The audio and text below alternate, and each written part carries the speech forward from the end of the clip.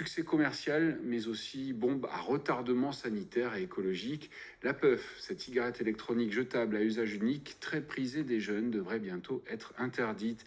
Elisabeth Borne, la Première ministre, l'a annoncé dimanche dernier, une décision saluée par les addictologues et associations de lutte contre le tabagisme, moins par les buralistes, comme nous le fait constater Dominique Parmentier.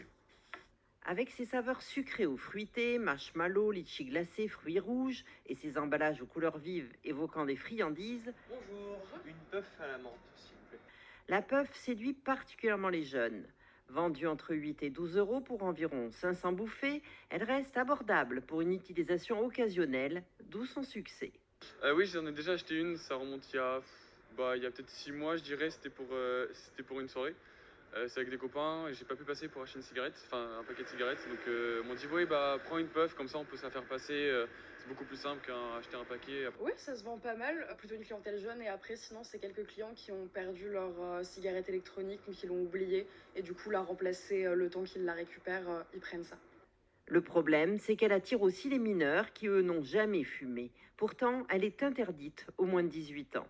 On en a quelques-uns qui essayent, mais on vérifie toujours les cartes d'identité parce qu'il y a quand même quelques collèges aux alentours et c'est vrai qu'il y en a beaucoup qui essayent de passer quand même, autant pour les cigarettes que pour les puffs d'ailleurs. Oui, mais c'est comme l'alcool, c'est interdit au moins de 18 ans aussi, et pour autant, il est facile d'envoyer un grand chercher des puffs.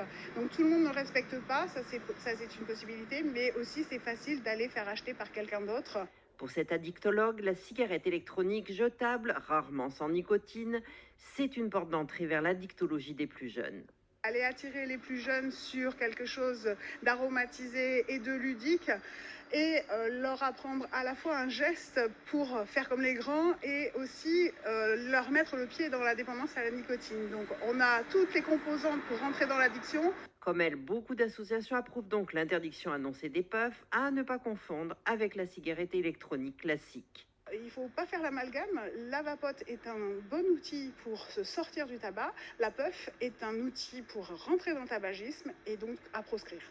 Enfin, autre argument en sa défaveur, Ça fait quand même beaucoup de déchets et ça se jette et c'est pas forcément c'est bon pour personne.